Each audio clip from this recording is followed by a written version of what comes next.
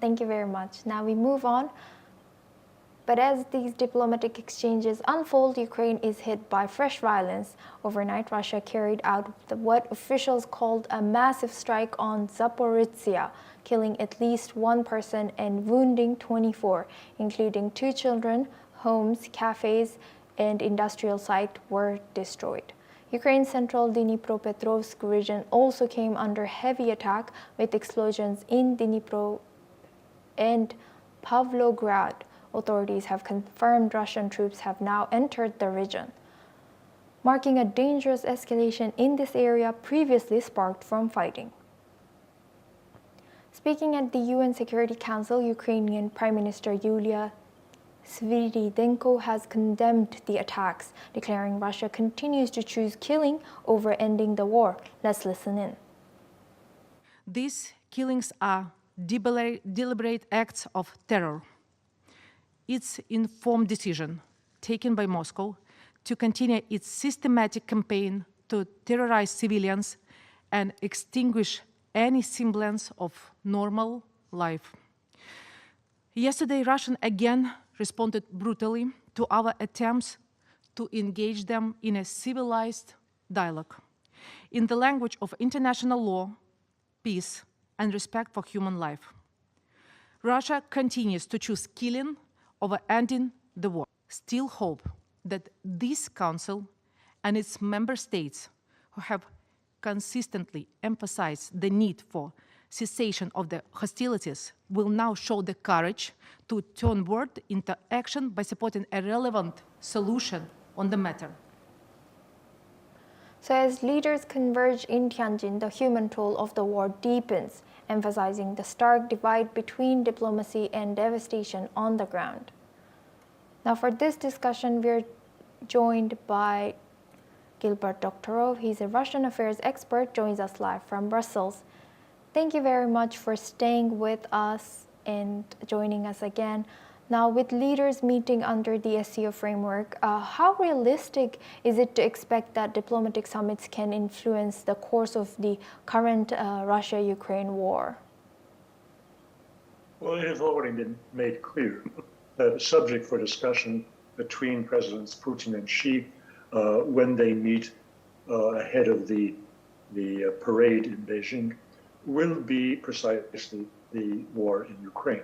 Of course, there are other issues, very important issues, that they will be discussing, such as the decision of the big three in Europe, the UK, France, and Germany, to use the provisions for reimposing sanctions on Iran, and the president of Iran will be there. There are many subjects that are topical and important.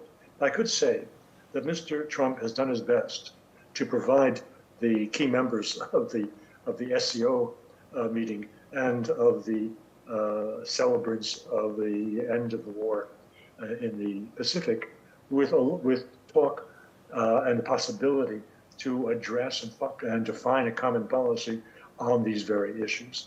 I also want to mention something that your viewers may not be expecting. It is possible that the meetings in China will have a very big surprise, a rabbit pulled out of the hat. And that is to say, the Russian media are still considering that Mr. Trump may show up in Beijing for the parade. That is not to be excluded. I'd like to emphasize that this disruption, this disorder, which you in India are feeling particularly over the tariff war, is not arbitrary and is not without a foundation. The foundation is Mr. Trump's hidden agenda to disrupt entirely the existing world order of American hegemony and to prepare the way for a multipolar world.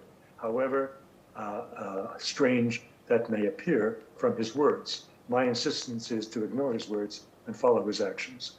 That he has applied these tariffs just ahead on India, just ahead of this important meeting, is not an accident. It is intentional, and it is to get your presidents talking about how to deal with the United States. Yes, and that is very interesting that you've mentioned that a surprise guest might show up, hinting to U.S. President Donald Trump.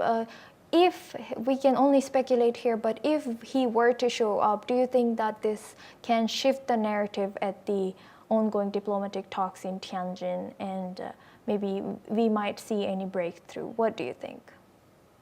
Well, Mr. Trump has said recently in the last 2 weeks how much he would like to meet with Mr. Kim, how much he would like to meet with President Xi.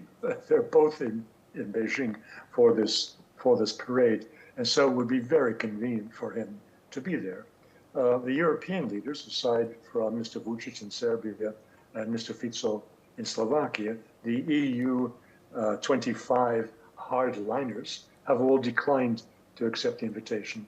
And it would be remarkable if, and in keeping with his policies, if Mr. Trump were to show up.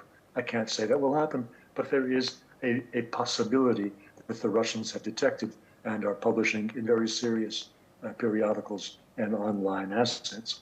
So Mr. Trump has destroyed what 25 years of American diplomacy have tried to do by enlisting India in a quadrilateral arrangement of countries encircling and opposing China. He has destroyed that in a few weeks. That is the real outcome of his tariff policy. The tariffs are nonsense compared to that geopolitical act, which I insist was not an accident, was not something that he missed, but it's something that he intentionally brought about. So I think India also should rethink what Mr. Trump is doing. It is not what it appears to be. And thank you very much for sharing that. And now looking back at Ukraine and its allies, do you think there is any fatigue from the allies in Europe for Ukraine? Do you think that could eventually impact the level of military and financial aid that's flowing now from the West? I would disagree with your generalization. Ukraine has no allies in Europe. It only has destroyers in Europe. What Europe is doing is to fight Russia to the last Ukrainian. That is not a friend or ally of Ukraine. And that has to be made clear because we are living in a world of Orwellian double talk, where peace is war and war is peace. Think for yourselves and understand that Europe is no friend of Ukraine. Right. Thank you very much for bringing us fresh perspective and always sharing good insights from Brussels. That was Gilbert Doctorow. This is all we have time for. We will continue to bring you more news updates from around the world and the SEO Summit.